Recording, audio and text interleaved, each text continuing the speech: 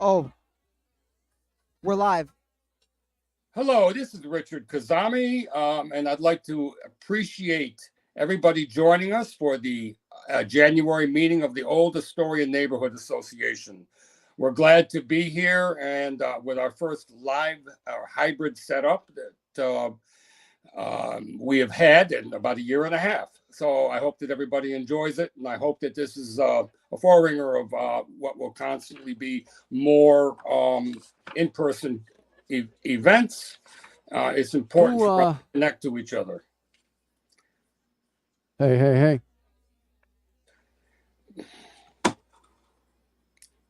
Get Costa on here. Forget it. Go and do it.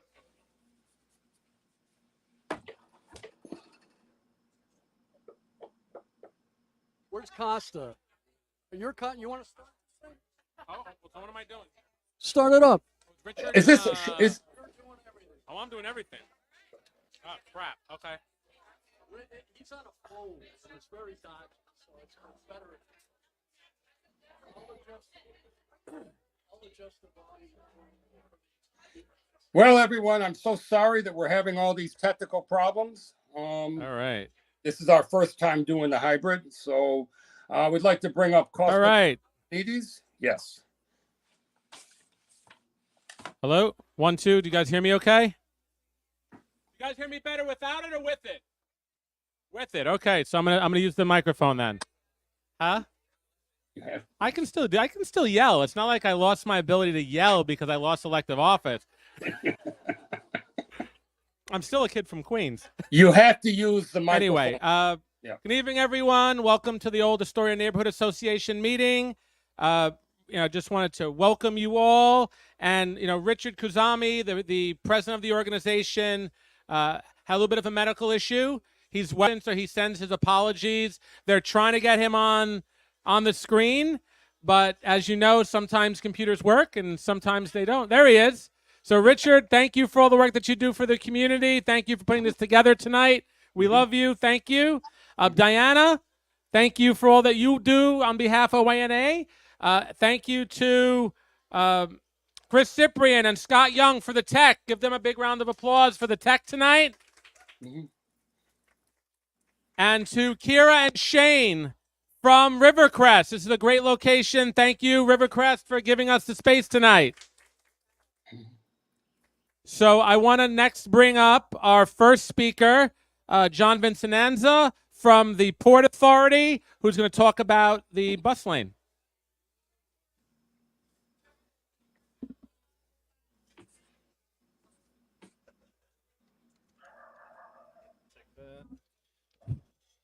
Can we hear me?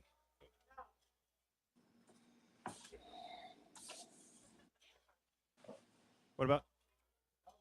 You'll adjust it.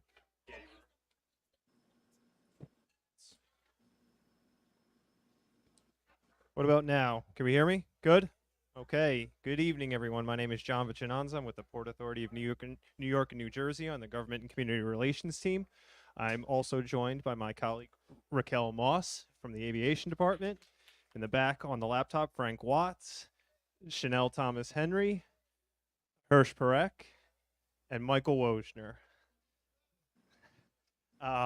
So just before we get started, we ask that you just please hold questions until the end, and both Raquel and myself will do our very best to give you an answer. So I think with that, we can dive right into it. And I'm going to give the microphone to my colleague Raquel to get us started. Raquel?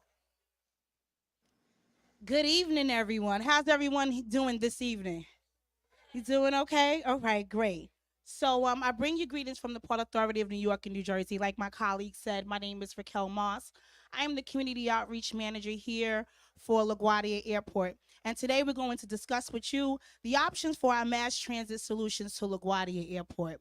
Now, as many of you all know, LaGuardia Airport just underwent an $8 billion redevelopment. And in doing so, they felt it necessary to streamline a straight connectivity from the subway area directly to our airport. So we're going to discuss the options in doing so, and we're going to also discuss the solutions in which we came up with, okay?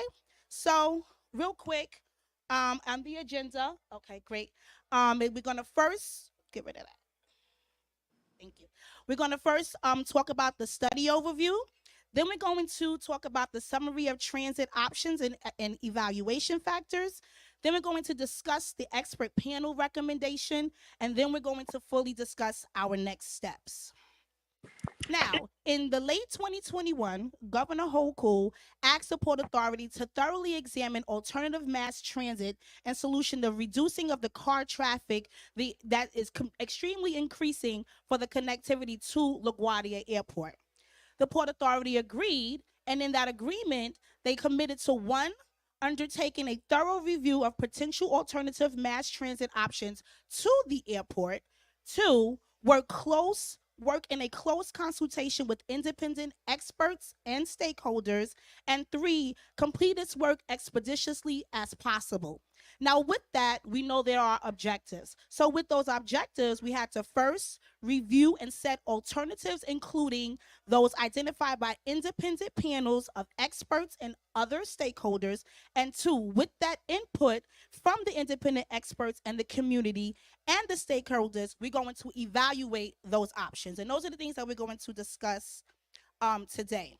Now let's talk about our expert panels that which we utilize to be able to come up with these recommendations. First, we utilize Mike Brown, who is the former commissioner of Transport for London and the former managing director for Heathrow Airport.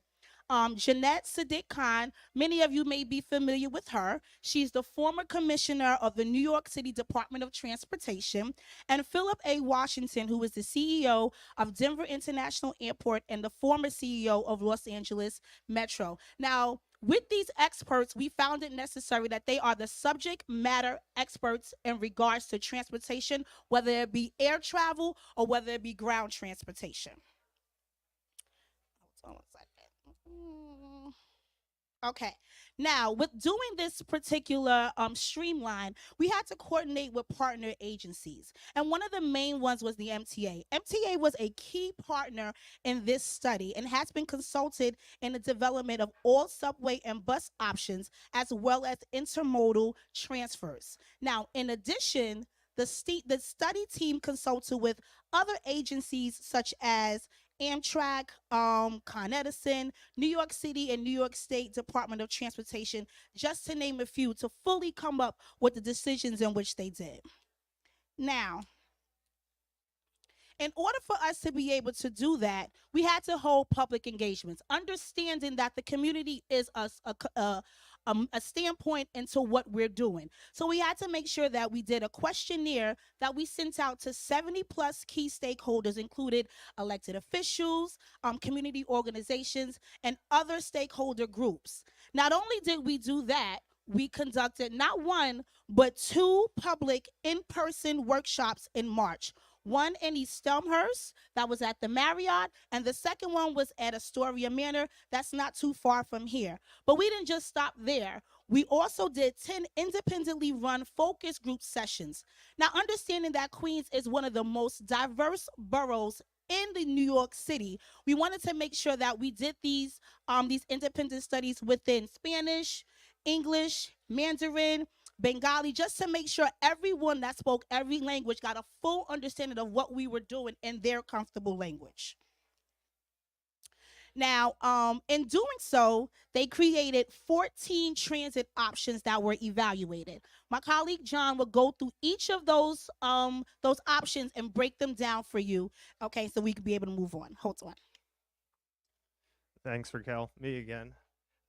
So just to go over the options really quick, there were two subway options. It was a W branch along the GCP, an NW extension along 31st Street and 19th Avenue.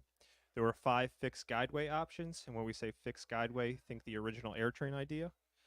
5 bus options, including improvements to the already existing Q70 and M60 route, ferry and shuttle service, and then emerging technologies. And when we say emerging technologies, think things along the line of Elon Musk's Boring Company. Next slide, please. Boring Company. The Boring Company. It's a tunneling. Yeah, boring. Yeah. Okay, so this map here, it's a summary of the subway options and the routes for it. So I guess we'll start with the 30th Avenue station. And there you'll notice 2 different lines. You'll see a purple line and a green line going to the airport. So The purple line is for the on-airport stations. That means that the subway would terminate on airport. And then the green line is for an off-airport end. Additionally, you'll see an extension of the W from the Ditmars Boulevard station down 31st Street, across 19th Avenue, arriving at the airport. Next slide, please. So this is a slide with a summary of the fixed guideway options. Starting to the east of the airport, you see the original AirTrain route right here from Metz Willets Point Station. Moving to the west, you'll see the connection to the Jamaica Station.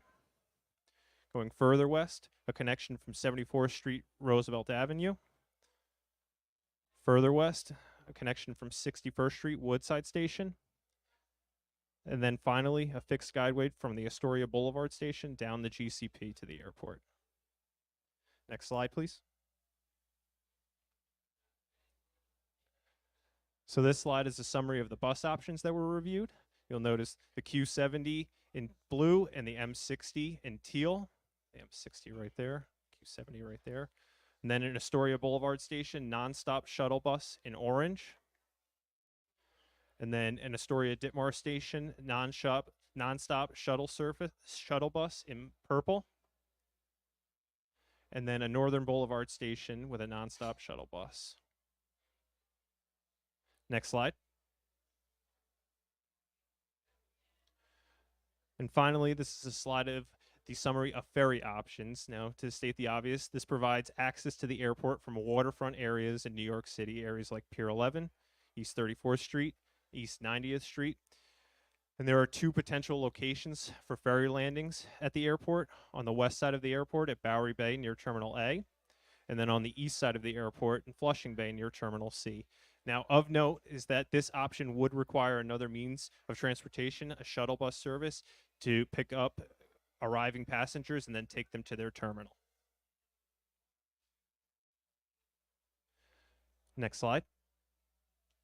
So we have our 13 evaluation factors for this study. So they were things construction aspects, things like constructability and capital cost. Transportation aspects, does this actually improve and increase transit connectivity to the airport and ridership? Community and environmental aspects,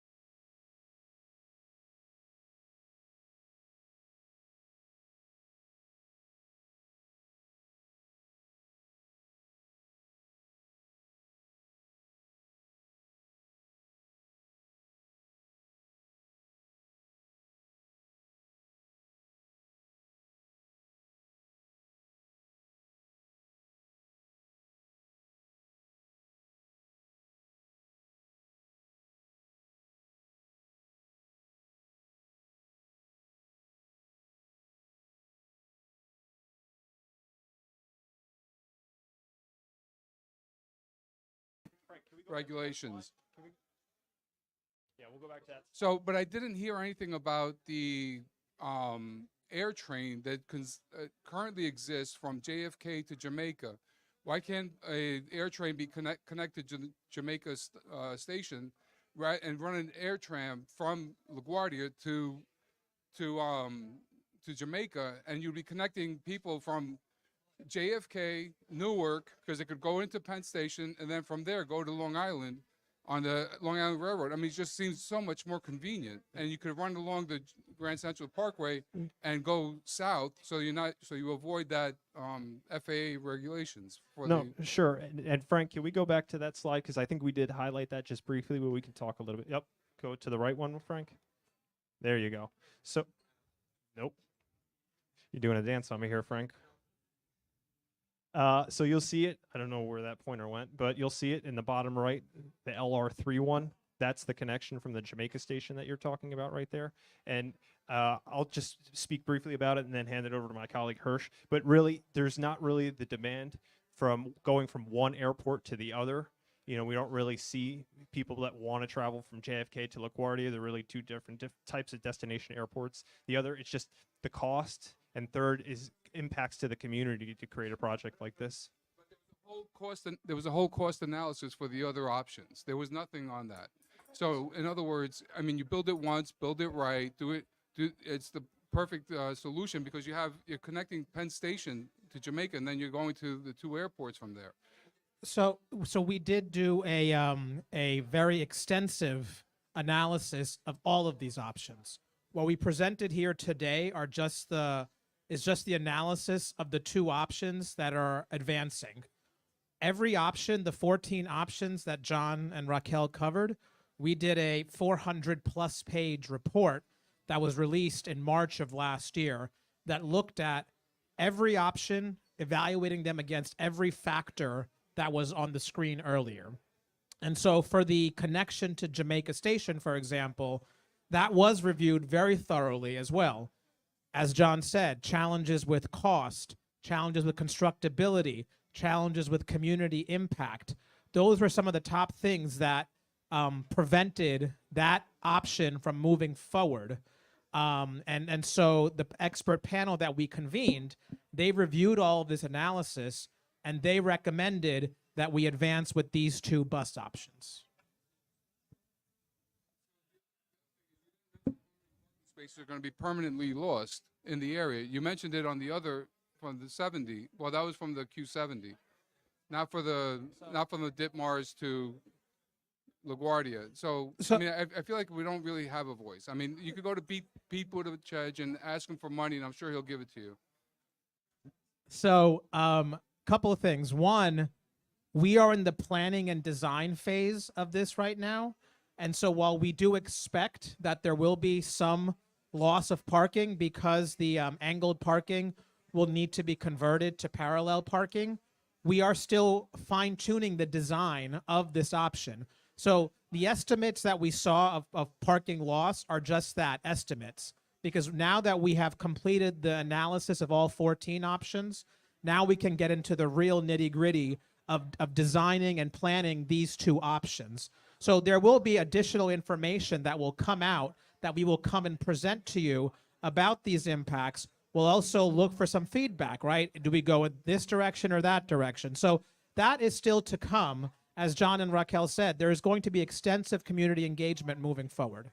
But I see that the Q70 option, right, is less expensive, less time, it seems like. So if we're eliminating all the other options that, so the Q70 is less time, less expensive, and less impact.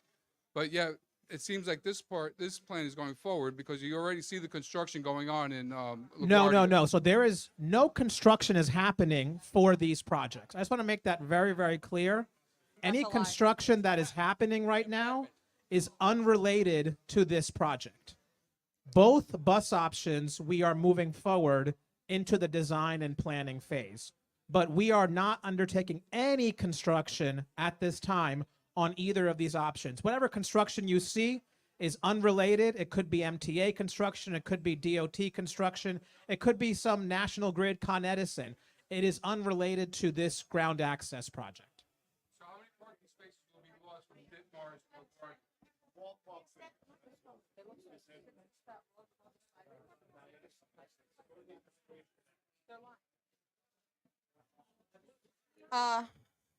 I have.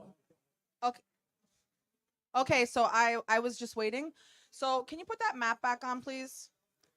The one that was just up, or the one that has the little road that was in the planning start that says in Terminal A. He won't. They won't answer that question. Where it shows Terminal A, B, C, LaGuardia, please. Frank, he's controlling it back there. Yeah. Yeah, So I'll be 5 minutes. this one. So right. So if you see Terminal A, a Right. couple. Yeah. I live there as well as about 6 people back here. Mhm. That's called Garden Bay Condominiums. I've been there for 10 years. LaGuardia has destroyed the area. We had completely destroyed it. The back entrance has been open. I got it, Kathy. Kathy, I got you. The back entrance was open. I've been speaking with Chanel Thomas. I've been posting. I've been doing, but nobody cares because are you here, Chanel? Chanel girl. They've opened it. All of your employees that work in food service love to walk through. They park their security cars and then they switch cars and they save cars for each other. And none of us can park our freaking cars. Number one, I have one car and it's a problem. Then we have their trash. They're dropping their trash. I sent Chanel pictures today. There's women walking through, taking home plastic bottles, bags of bottles, their food. They drop it in front on purpose. I was attacked one night by a bunch. They were having a party in front of my house, your employees, in a LaGuardia car. It's all in the emails. Horrendous. Your community outreach is community, can I say bullshit? Number one. Number two, you opened up the back there. You just paid $2.5 million to do that little marshland where I have my view of the bay, to do a front and back entrance for your bus. So what's on the map is already done. So just to clarify what you saw back there, New York City DEP was doing a project that required them to open up the ground, do some work underground to the pipes. So may I?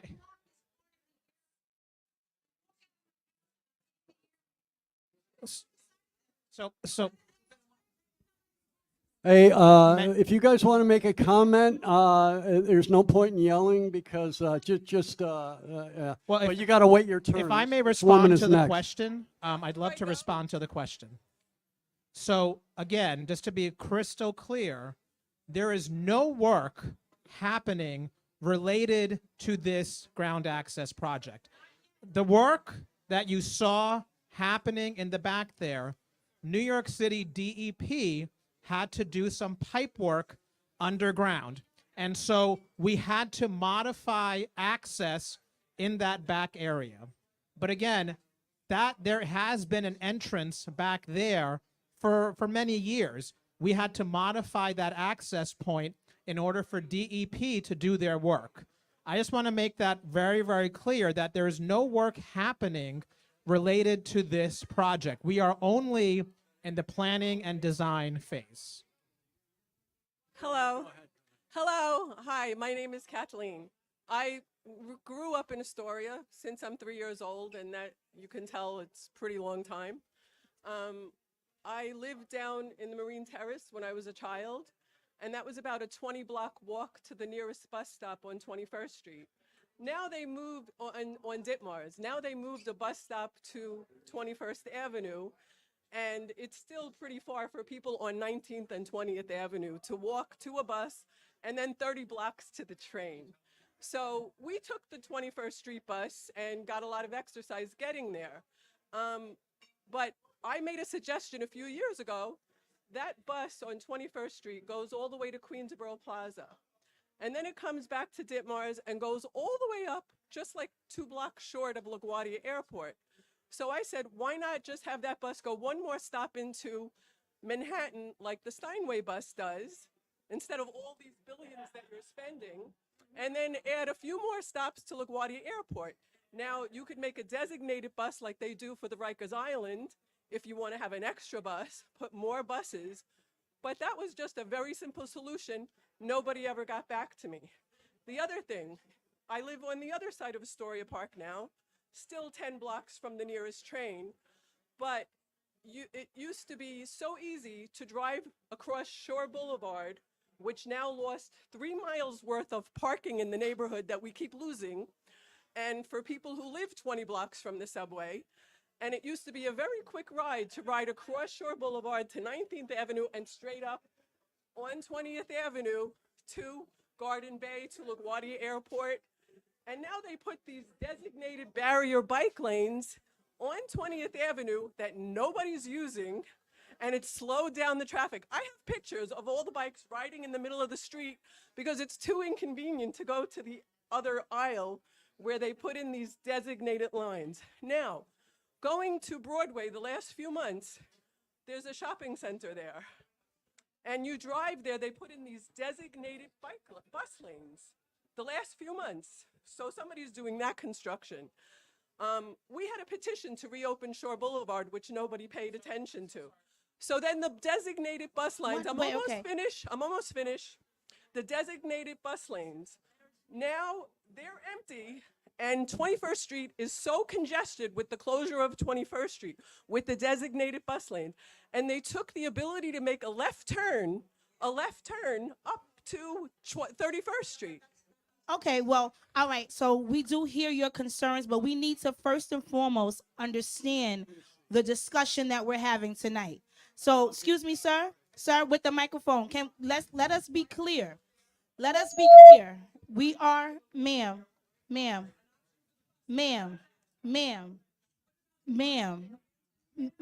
So what I'm saying to you, let's be clear.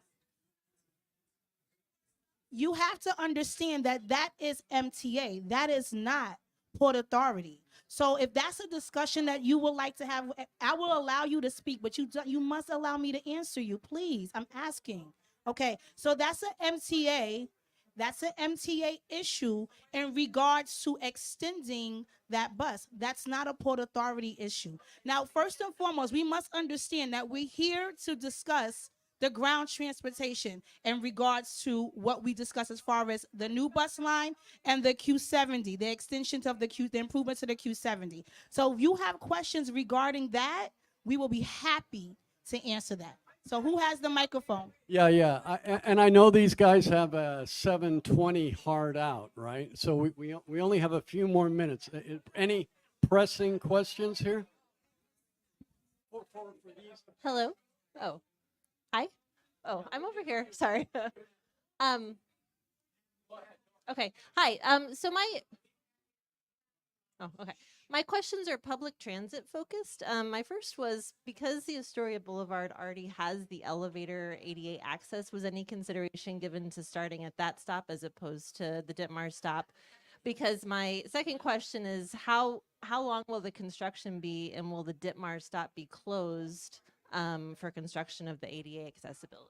So just to answer your first question, yes, the Astoria Boulevard station was considered. However, in the expert panel's recommendation, it was easier for customers traveling to reach the end of the line as to not cause confusion when they were traveling. You reach the end of the station, they can get off there. And then for ADA compliant at the Ditmars Boulevard station, again, we're in the preliminary phases of this, so we don't really have a timeline for that. At least I don't. Yeah.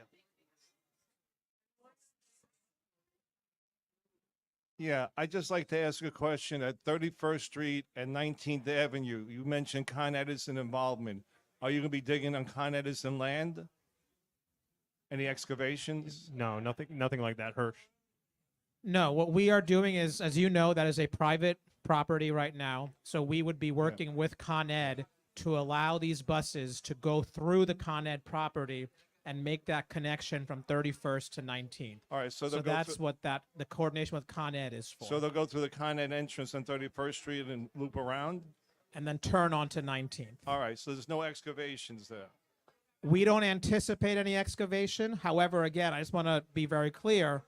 We are in the design and planning phase. So as we move forward and in partnership with Con Ed, if there are certain things that need to occur, again, we would come back out discuss it, share it, update the community about those impacts, and make sure that there is awareness of it. All right, just But as of right now, we don't anticipate. be mindful that's like a Love Canal situation over there. It's all full of PCBs. If you dig into the ground, it only has a 4 feet till you hit the water table. Then it goes through all the neighbors and it'll be Love Canal. Understand that. Okay. So as long as that's not happening, you're not looping around. And the other thing, you had an estimate of how many parking spaces are. Give me a ballpark, how many spots are going to be lost? Well, From what- on, you know, that, from on like- that particular side, we said approximately 20. 20 spots. Okay. Yes. 31st Street, on between Ditmars and 20th Avenue. The diagonal parking. Yeah, how many spots are going to be lost? So, sir, once again, I'm asking for your so, estimate. So an again, estimate. I just want to be very clear. That question was asked. We tried to answer it in saying that we anticipate that as of right now, the full length, the angled parking will need to be converted to parallel parking. Now, we are looking at ways to reduce that impact. So it may not need to be along the full length. It may not need to be for all hours of the day. We are looking at various options in order to advance this shuttle service and minimize impacts on the community. So all of these things are being reviewed and discussed. This is at this point of the project, we are in the design and planning phase. And I'm sorry if I sound like a broken record, but it's just that's where we are. And we will be coming back to share more information about how this project is advancing and some of the more specific impacts. So nothing's written in stone. Will there be a proposal later that we'll see? Is it voted on, or it just gets rubber stamped like eminent domain? I'm just want to know. What's certain right now is we are advancing these two options into the design and planning phase. After that, we will make a determination about advancing them into the construction phase, but we are not at that point yet. All right. Just remember, 19th Avenue cannot be excavated, and that's all I'm going to do now because other people have questions. Yeah, so we only have a few minutes here. Hang on. Hello. Hi, I wanted to ask about the ferry option. You mentioned that earlier.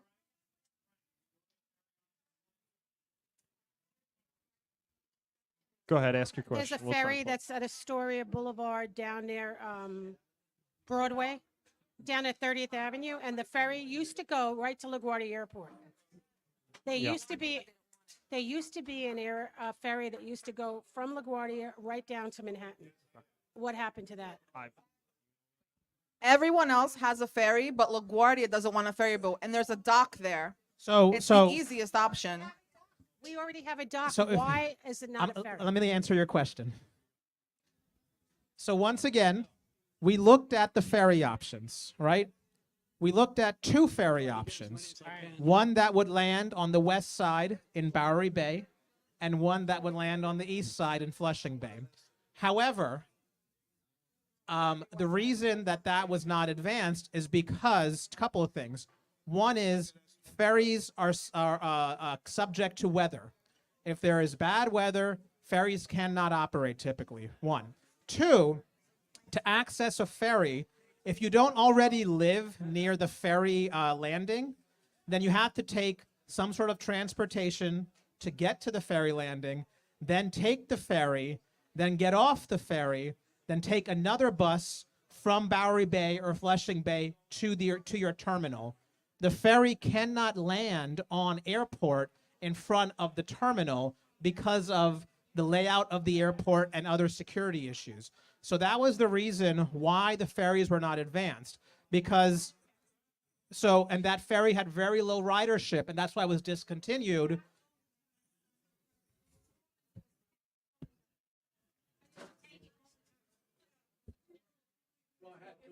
Hi, good evening. I'm not a expert panel, but I do ride the 100. That last stop is Rikers Island. Excuse me? Oh, I ride the 100. The last stop is Rikers Island. I commute there to work every day. You can just add another stop, like what the previous speaker said, and go straight into the airport. Your other option is across from Neptune Diner. It's already a no standing. You already have an elevator that's ADA compliant. You can make the signals that comply with the bus and make a left straight in to the Grand Central and go straight, approach the airport that way. Or you could actually make a right on Astoria Boulevard and then make your second right on 21st Street to eventually loop around 20th Avenue and make your left on 37th. Because there's already a redesign for a bus to go down by the new studio and eventually to run down 31st Street a year from now.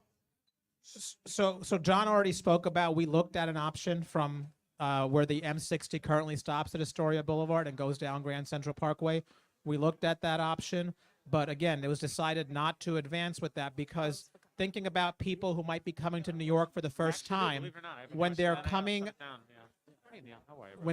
from the airport and they need to ride the subway, if they're getting to the subway station, if there's only one train going in one direction at the last stop, it becomes less confusing as opposed to going to Astoria Boulevard and trying to figure out which direction to go. Now, I see the heads that are shaking. I get it. Folks here disagree. I get that. I get that. However, that was the recommendation that the MTA also provided us, that they believe that that is the best way to connect to the subway. I get that folks disagree. We get it. We hear that you have concerns with this option. That's why we're out here presenting to you, and we will be coming back and sharing more information. Okay. Hey, Hirsch. So I have a question, and I know that the Port Authority needs to go at 7:20. So it's now 7:20. So I'll ask this question: Is there a reason? Is there a safety reason involved for the elimination of those parking spots? Is there a way that everybody can win here, right? Because I think everybody wants to be able to get to the airport safely. And I think the neighborhood still wants to, there's a view in the room that there's some folks who want to keep some parking spots. So is there a way that everybody wins, or this is a safety issue involved? So right now, the width of the road is the width of the road. We're not expanding the width of the road, right? And so to ensure that there is a travel lane and ensure that there is a bus lane, really the only way to accomplish that is to reduce the angled parking and turn into parallel. Now, with that being said, again, part of the things we are looking at is there a way to maintain some level of parking during the day? Is there a place we can find additional parking options to make up for the loss of parking that may occur on 31st Street and 19? So those are all things that we are looking at. And again, there's more to come as we move forward. Is that street terribly trafficked that you need a travel lane on that street? 31st Street? Between Ditmars and 21st. Not going this way, going this way. Well, you need a travel lane because people are traveling in their personal vehicles as well. So to have only a bus lane, I think, would create a larger... I'm saying that maybe the bus lane's not necessary. Well, again, that is part of what we're looking at, is, again, looking at traffic to see, is a bus lane needed for the full length of the route? Maybe it's not. Maybe it's not. And we're looking at that carefully, looking at the traffic, looking at the modeling, and that is something that may come up as this planning effort moves forward. So what I will just say is more to come. All right, I think guys, we're out of time. But thank you guys for your time. We appreciate it. If you're able to leave someone behind, thank you. If you're not, I understand. Okay. Here you go. Here you go. Okay.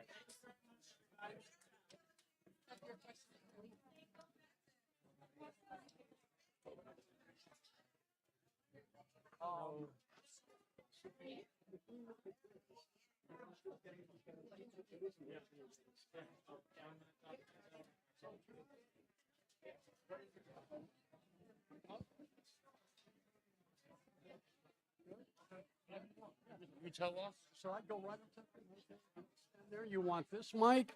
I'll do it.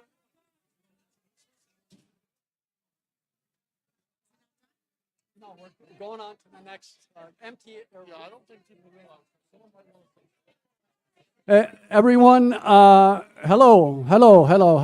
Everybody. Can everybody hear me? So next up is the Queen's DA, Josh Mandel. Okay, did I say that right? Okay, so let's welcome Josh Mandel, along with several people from the NYPD. And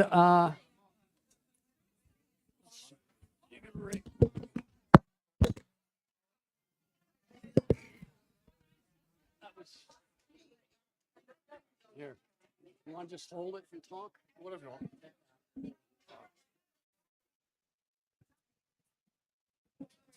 I don't think we need this. You got enough space there? We're good. To bring it up to your mouth? So welcome, Josh Mandel. Hi, good evening. This working? Yep. Oh, okay. Good evening, everyone. My name is Josh Mandel. I am the counsel to the Criminal Practice and Policy Division for your District Attorney, Melinda Katz. I'm here with Sergeant Gomez, Officer Tovar from the 114 Precinct. And we're here to give you an update on one of the District Attorney's most successful initiatives that's actually been successful because many of you in the room is the Queens Merchants Business Improvement Program.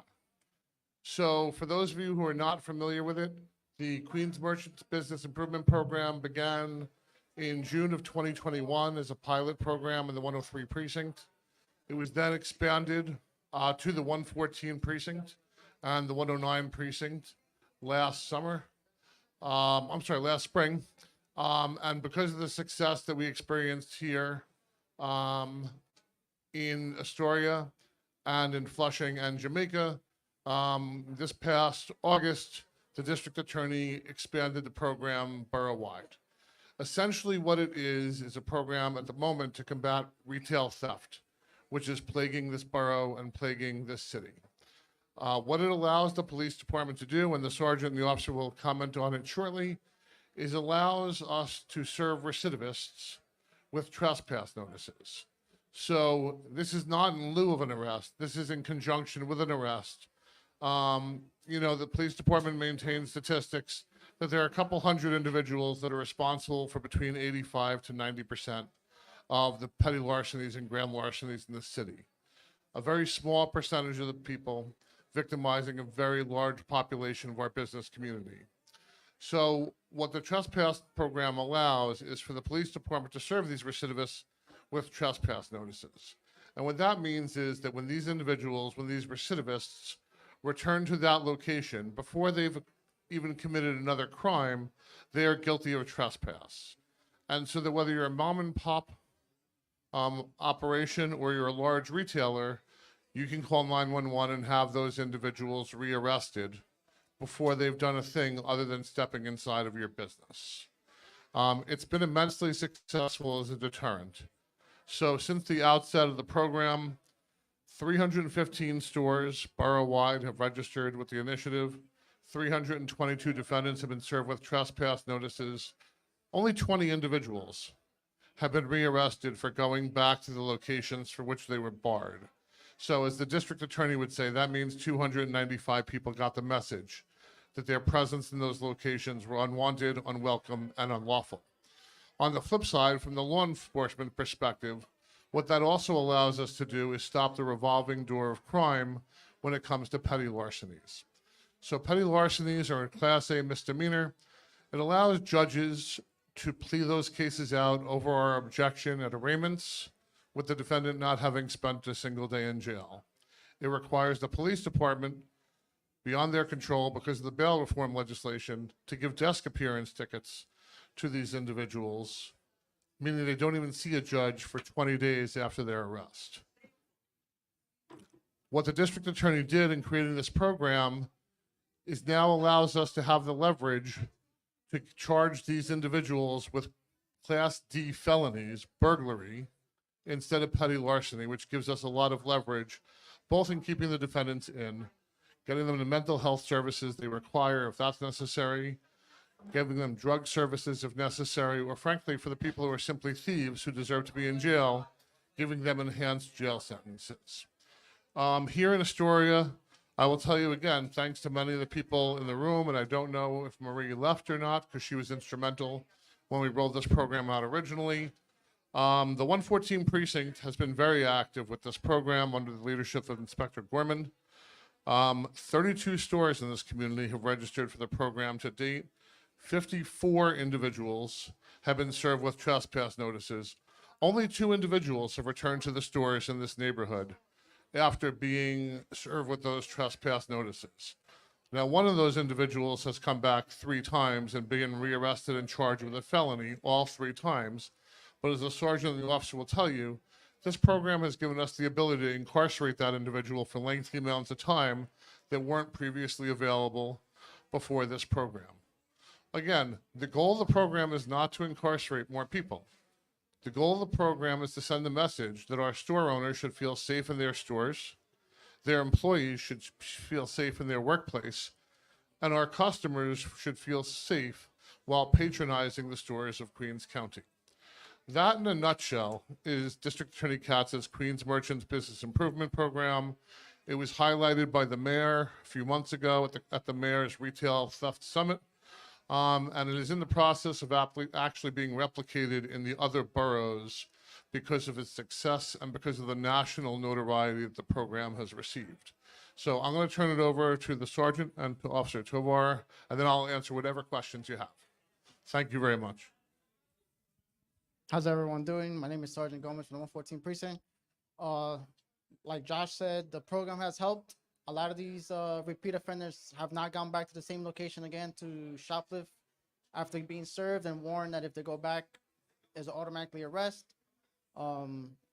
If anyone here is a business owner, if they want to sign up, just see me or Officer Tovar, and we'll help you sign up to the program.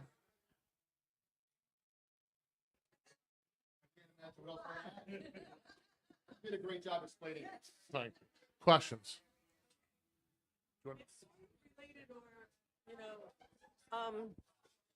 Now that the Supreme Court has overturned this open carry law that people could carry weapons, the one thing that they still made illegal as of last year when I was researching it was people carrying tasers or getting tasers. And it's up to the individual DA of each borough, county to make that decision. Well, that's what I found last year. Maybe things have changed. And I would feel safer having a taser to protect me than a gun. So is it legal for me to carry a taser or to have one in my house? In other states, Virginia, Pennsylvania, you walk right in, you buy them, you could keep them on you. And if the Supreme Court threw it out that you can't stop people from carrying tasers, including store owners and stuff like that, I mean, better to be using a taser than a gun to shoot somebody who's robbing you. So. Okay, so this is what I'll simply say without giving you legal advice, since I represent the District Attorney of Queens County and only the District Attorney of Queens County. Okay, the answer to your question is the laws that are applicable to us as citizens of the state are passed by the state legislature. That's true of the weapons laws, and that's regrettably true of the bail reform law that we're all trying to combat now. From an experience perspective, I will tell you, particularly as it involves retail theft, store owners who have weapons, regardless of what the weapon is, just as frequently have those weapons used against them than are used against the people who are invading their stores. And the beauty of this program, again, as opposed to having to sit back and wait, as was the case prior to the district attorney initiating this initiative. Prior to this initiative, you'd have to wait for the same people that you knew were in your stores for no reason other than to commit a crime. To commit a crime and then call 911. The beauty of this program is that their mere presence is unlawful. If you're registered with the police department, you call 911, you say you have a trespass notice against this individual, the police department will come and arrest that individual merely for being inside of your store. And the beauty of that is it avoids the unnecessary confrontation between the store owner, the store employee, and the defendant. Again, here in Astoria, we have a very mixed bag of shops. You have the large retailers, and you have the mom and pop shops that are manned by 1 or 2 people at a time, and that's it. And that's why we came here before we went borough-wide with this program, because there are so many mom and pop shops where the individuals who are working in those shops, who own those shops for generations and generations, are vulnerable to the people who prey upon them, knowing that they don't have the security that the larger retailers do.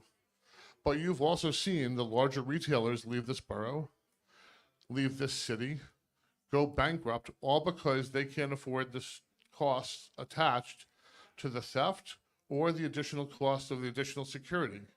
When's the last time you went to CVS, you were able to get toothpaste without asking someone to unlock it? When's the last time you were able to get Tylenol without having someone unlock it? So, okay, so now this is the difference with the program, okay? So under the law, subsequent to the bail reform legislation, okay, petty larceny used to be a bailable offense. Without going too deep into the weeds here, but to answer your question specifically, petty larceny used to be a bailable offense. You committed your second, your third petty larceny. Our office would ask for bail, and presumably the judge would set some level of bail to set a message. In conjunction with the bail reform legislation, the legislature also mandated desk appearance tickets for a substantial number of offenses and almost all misdemeanors, including petty larcenies. And what that meant is until a year ago, when they reformed the legislation and made a slight amendment to it, we had defendants who had 6, 7, 8 petty larcenies with desk appearance tickets that didn't require them to come back for 20 days before they ever saw a judge. And in those 20 days, they'd accumulate another 3, 4, 5 arrests. What this program does again, by transforming petty larcenies when appropriate into burglaries, which are Class D felonies, that defendant is no longer eligible for a desk appearance ticket, goes before a judge, and if bail eligible, can have bail set upon them. Again, one of the worst offenders in this precinct, who we've arrested three times over the past 2 years, has gone away for many, many months. I believe at one point she was gone for 8 months in jail, whereas prior to this initiative, she would have been out in 2 to 3 days. So it's making a difference, but the difference it's really making is, again, as the sergeant indicated, the 295 individuals who got the message, here's your warning. Because it's really very simple, okay? We all know that the larger retailers have always had their loss prevention officers, their store security. And the reason that this program is unique when the district attorney conceived it is because I would submit to you there's a very distinct difference between a loss prevention officer from fill-in-the-blank store, Home Depot, CVS, Rite Aid, telling someone don't come back, as opposed to someone from the New York City Police Department saying to them, here's this notice. The next time I come back here and you're here, you're leaving in handcuffs. And thanks to the good work of your officers from the 114 precinct, this program has worked. And it really has been a tremendous success. Question? Questions, anybody? Here, you can keep, why don't you keep that mic and I'll. Thank you. Yeah, so I've been working in retail for many years now, and I just want to know what effect this is going to have on loss prevention. Because I know in the past, loss prevention was able to hold on to that thief until the cops came. But then all suddenly they said, no, you can't do that. You can't hold on to them. So what effect is this going to have on loss prevention in these retail stores? So what I will tell you is that we partner with almost every retailer, every major retailer in the city. Bless you. The district attorney is very well represented on the mayor's retail theft committees, subcommittees.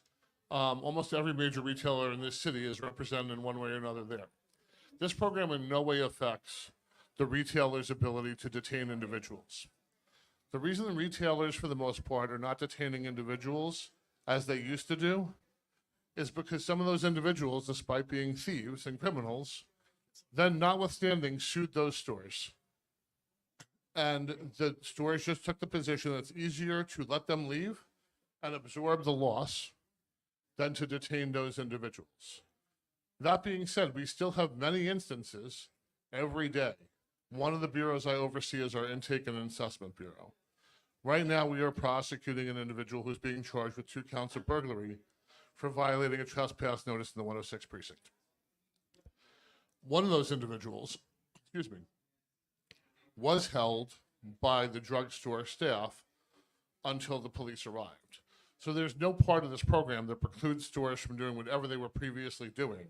It just gives the police department an additional tool to send a message to these recidivists that their conduct is going to stop one way or the other. Were there other questions? Yeah, right here.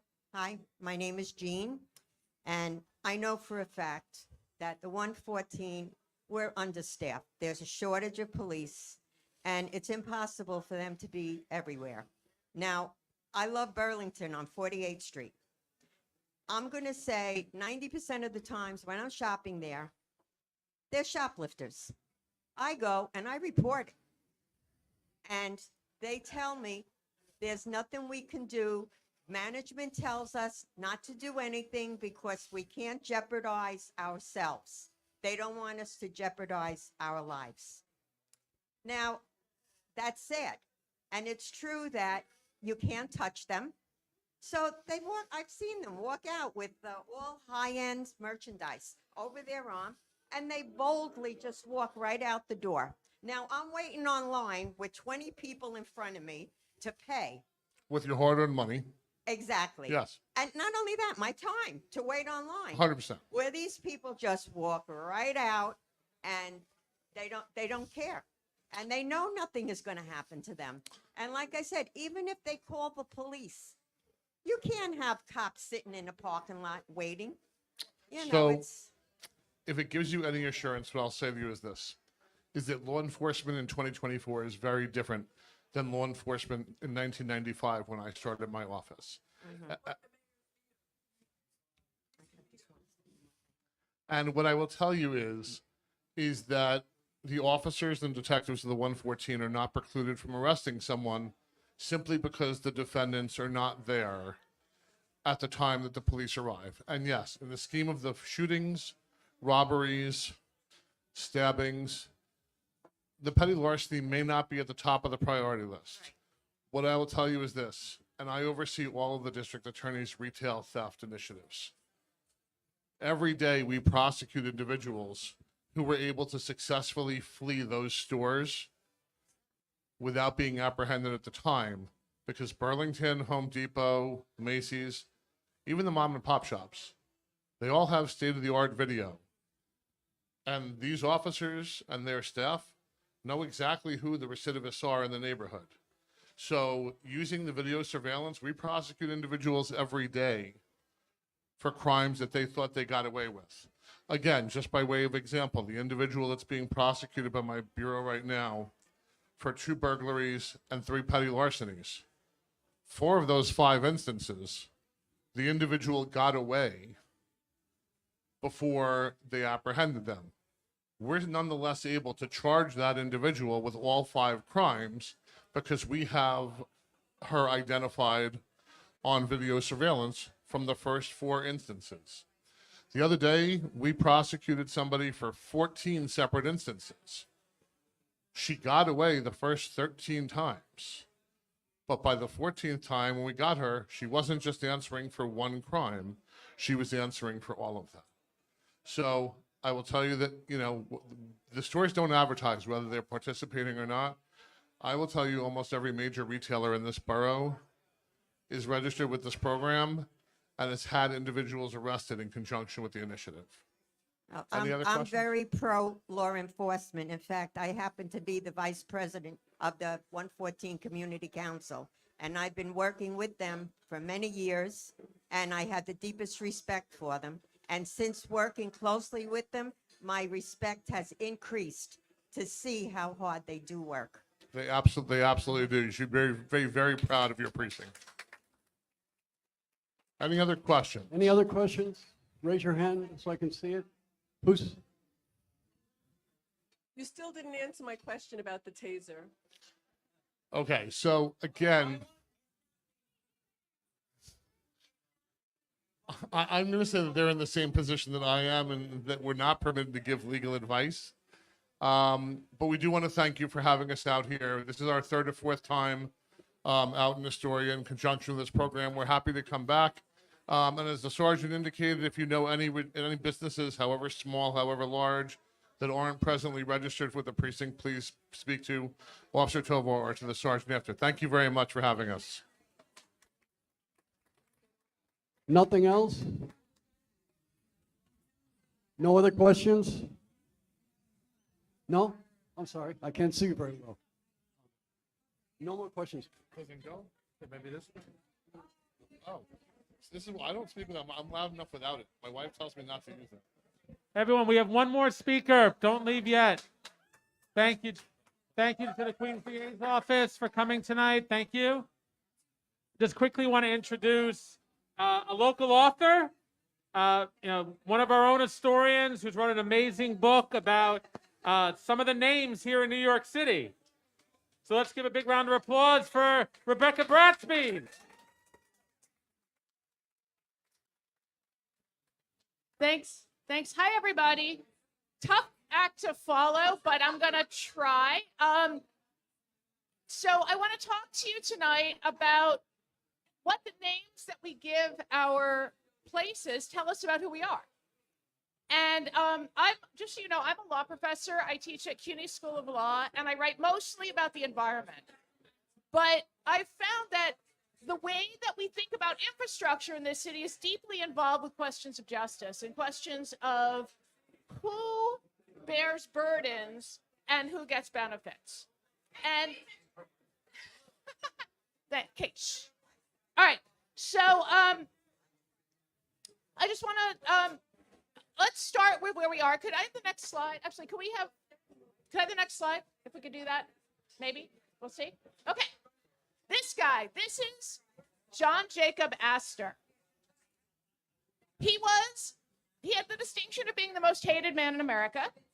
He was also the first, no, nobody's listening, but that's okay.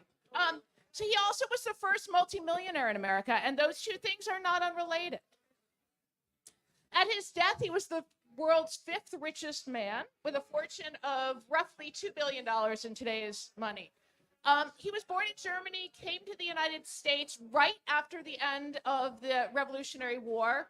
He came to join his brother, Heinrich, who had joined up with the Hessians to get here, and then immediately bailed and opened a butcher shop because he came from a family of butchers. So John Jacob Astor came here to join his brother.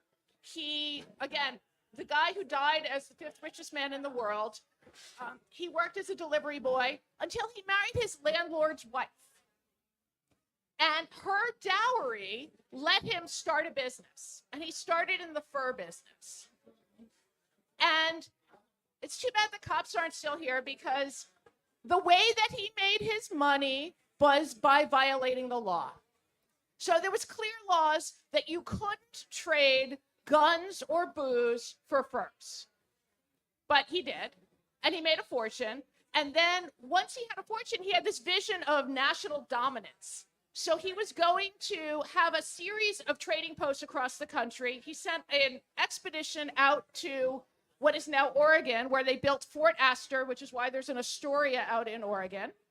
During the War of 1812, the British captured and burned the fort, and the people who lived there fled back to U.S. territory, in the process discovering the southern route through the Rocky Mountains that all of the westward settlers used, the ones who made it and didn't die on the way.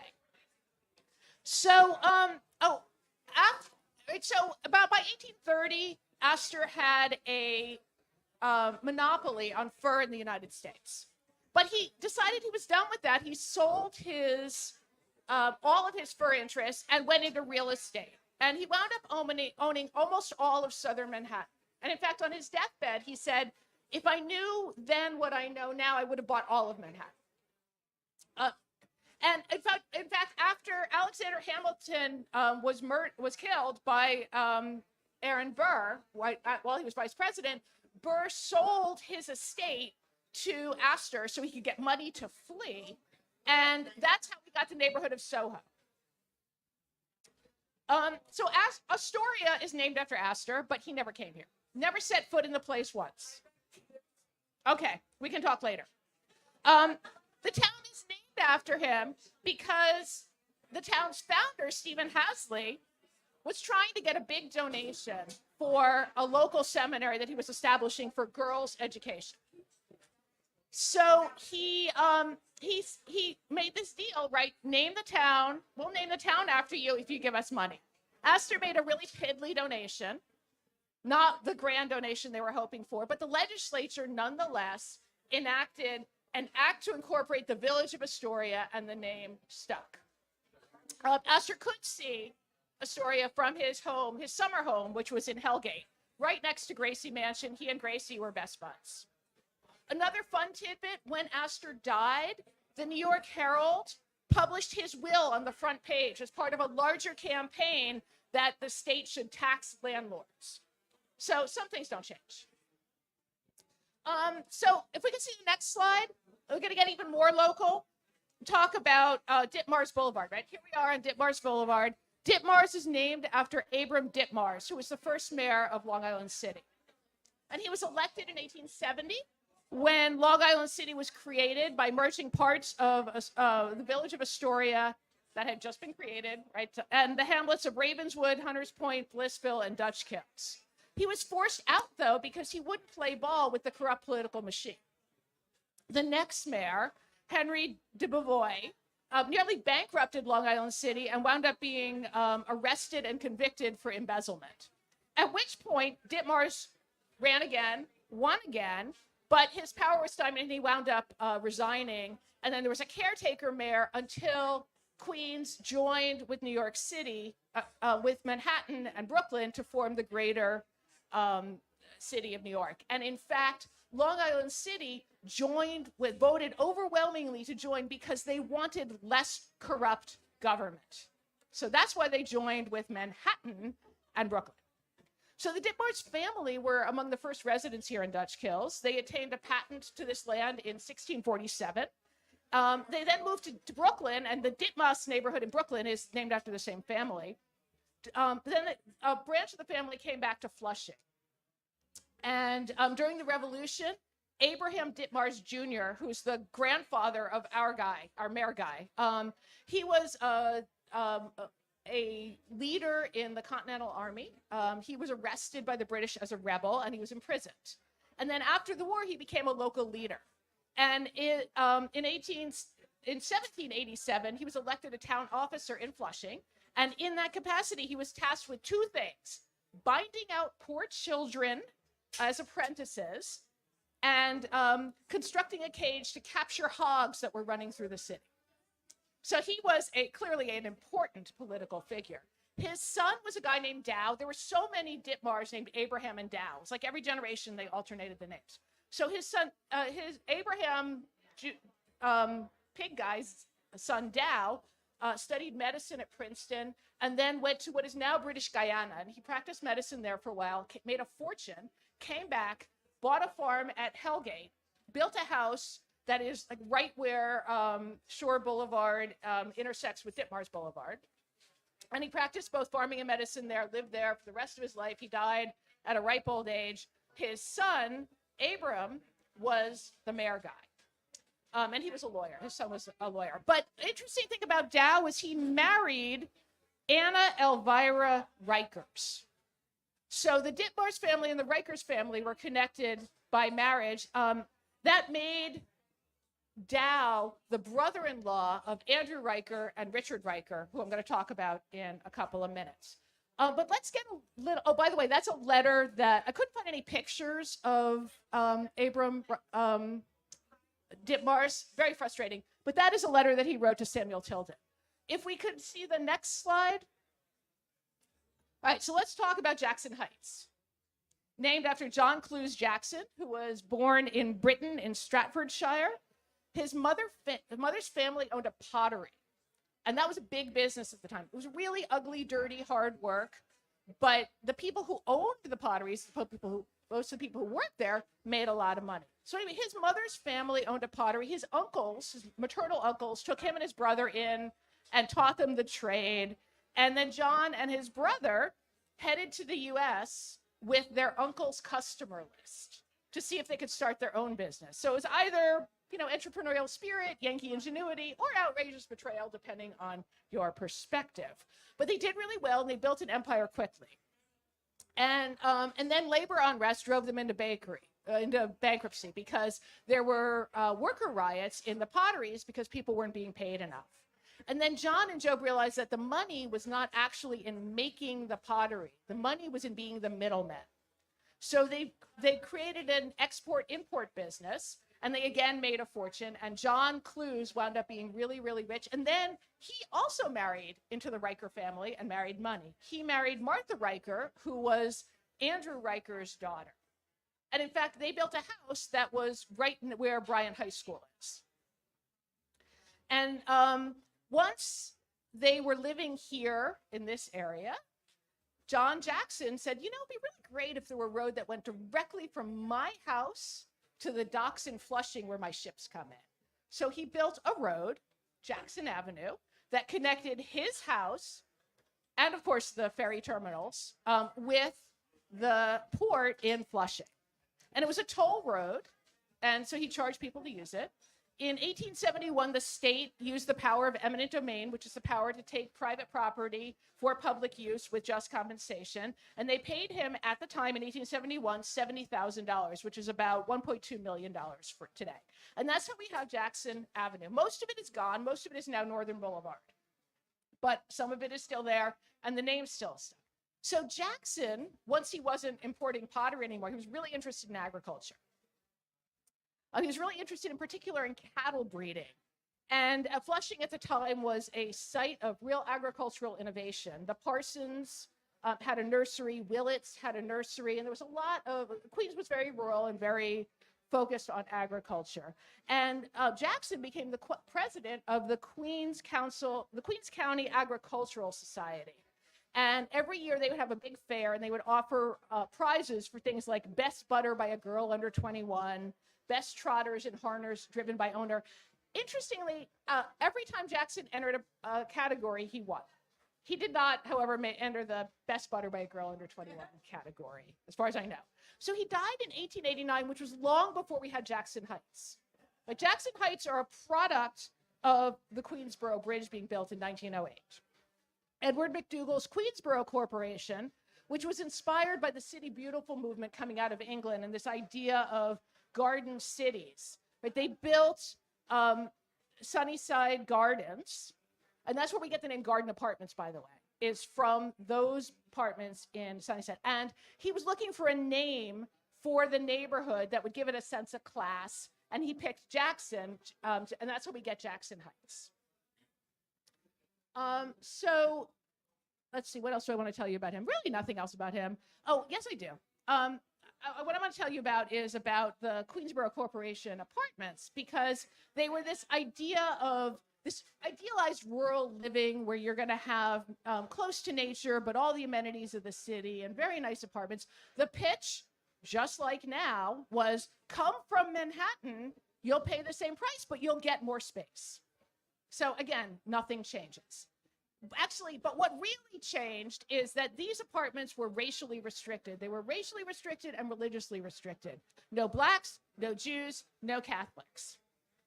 And in 1948, in a case called Shelley versus Kramer, the Supreme Court ruled that those kinds of racial restrictions were unenforceable, but they still existed. And what the Supreme Court couldn't do was stop people from privately agreeing to to abide by them.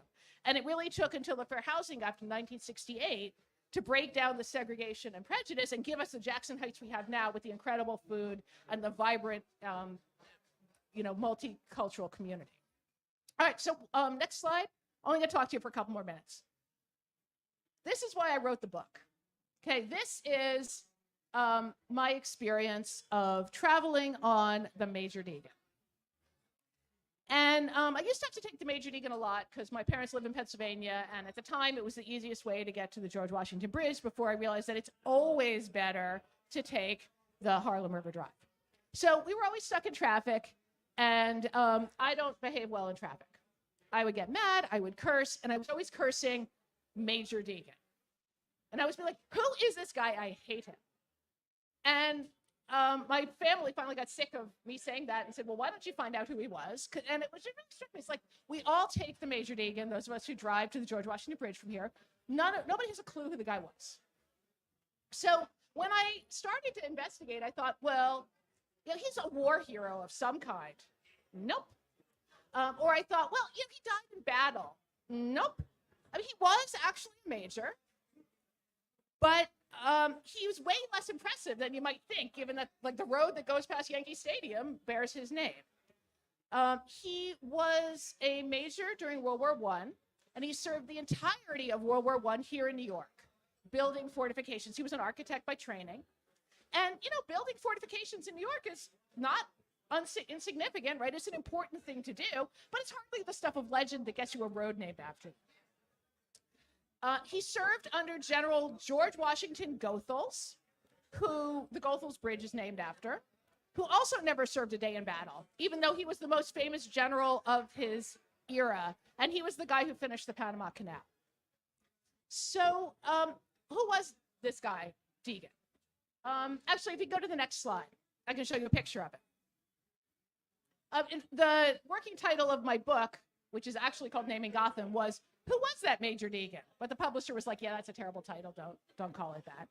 William Francis Deegan was the child of Irish immigrants. He trained at Cooper Union. It was not called Cooper Union then; it was called Cooper, whatever it was before it became Cooper Union. And Peter Cooper, who is also in the book, is also a really fascinating character.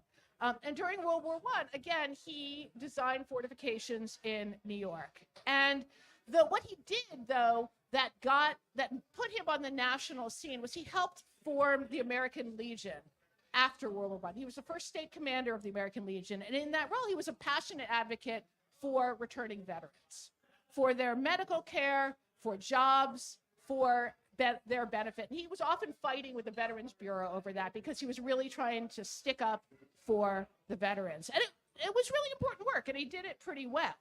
And then he was also best friends with Mayor Jimmy Walker, known for Gentleman Jim, known for his sort of debonair attitude, but also known for corruption. Walker appointed him as tenement commissioner. Which a job that Deegan was qualified for. He was an architect, and he did a pretty good job as tenement commissioner. Tenement commissioner is sort of the equivalent of today would be the equivalent of housing and preservation commissioner. As tenement commissioner, he was in charge of enforcing the tenement laws, which are the laws that give us things like 2 means of ingress and egress in a bedroom, lights in the hallways, and the basic sanitary things that we take for granted in terms of housing. And Deegan, in that role, took the important public stand against pigeons. New York City, apparently a lot of people in New York City liked to raise pigeons, and they would put pigeon coops on the roof. And Deegan, first of all, was concerned that they were a fire hazard, which they were, but he was also convinced that they spread polio, which they don't. So pigeon fanciers lobbied him, begging him, and one guy even threatened to renounce his U.S. citizenship if Deegan didn't revoke his evil decrees against pigeon coops. But the pitch that they used was, we need pigeons for war readiness. How are we going to send the messages? And Deegan was like, dude, it's the 1920s. We don't do that anymore. But he was, by all accounts, a nice guy. People liked him. He died young. He died in his 40s, complications from appendicitis. His buddy, Mayor Jimmy Walker, was at his bedside when he died. He'd had a really contentious divorce. His wife wasn't there, but his longtime girlfriend, who was the niece of Senator Wagner, was also at his bedside when he died.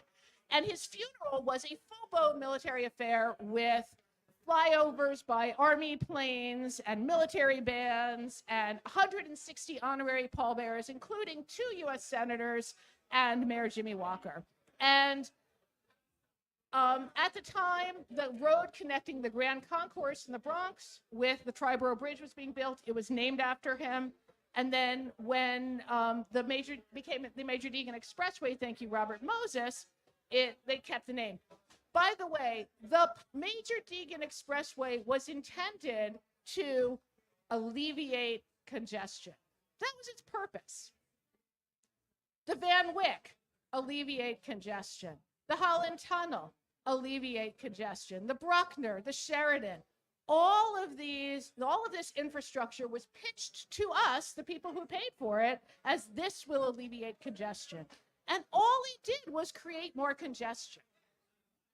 Because building automobile infrastructure makes more people drive, which creates more traffic and more infrastructure and more congestion. And I just wanted to say that. So, oh, we're back on Dean. So I think I have one more slide. The Rikers. You know, I think in interest of time, I'm just going to skip telling you that much about the Rikers.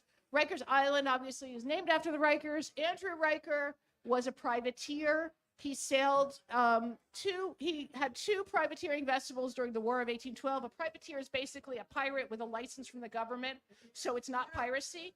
And to raise the money for his ships, to outfit them with guns, he had the 2 biggest privateers sailing out of New York. He sold shares. So again, Yankee entrepreneurship, maybe?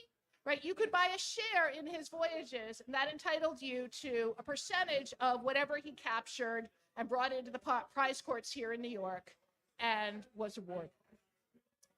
Richard Riker was the city's recorder. In that capacity, he was the one who signed manumission certificates when slaves were freed here in New York.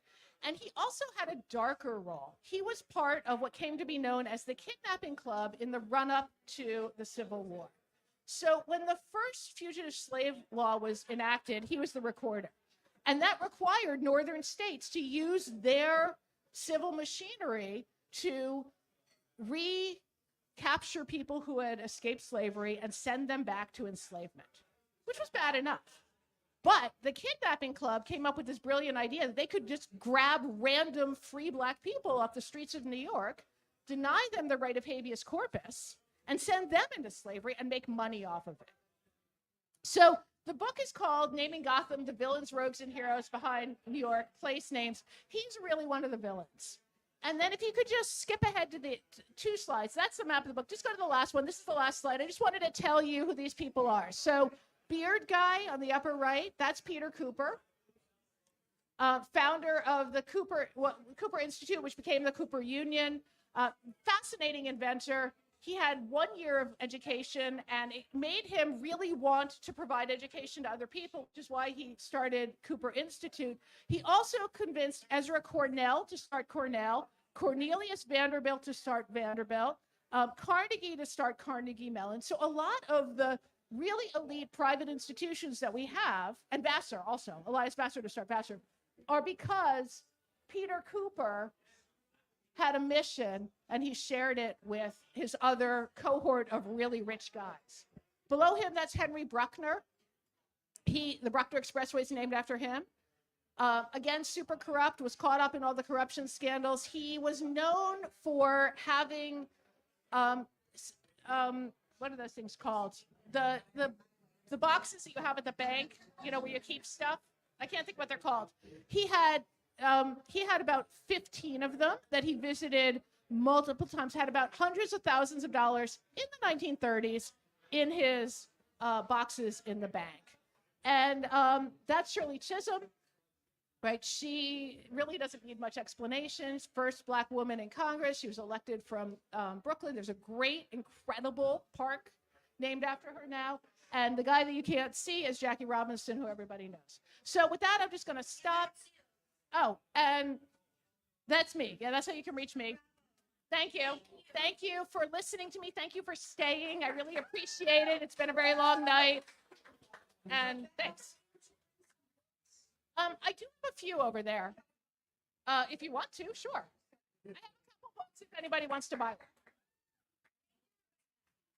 Does anybody have questions? Well, I just wanted to add about the John Jacob Astor part.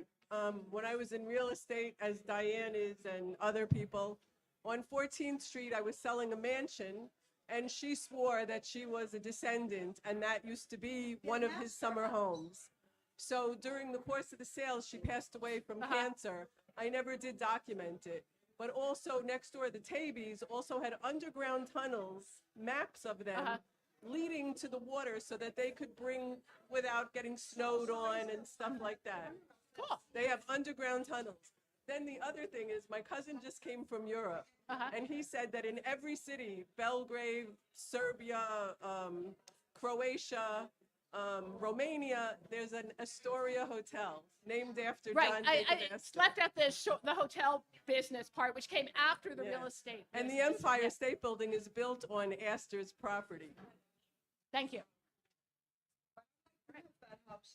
Anybody else?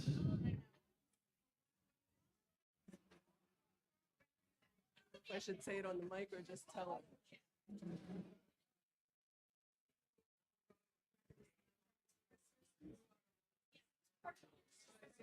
Do it. Oh, one more thing. Did you know that Clement Moore grew up in Elmhurst, that's where his family's estate was originally? The Night Before Christmas, when all through the house, it was written by Clement Moore, who grew up in Elmhurst, and then he inherited the Chelsea property in Manhattan.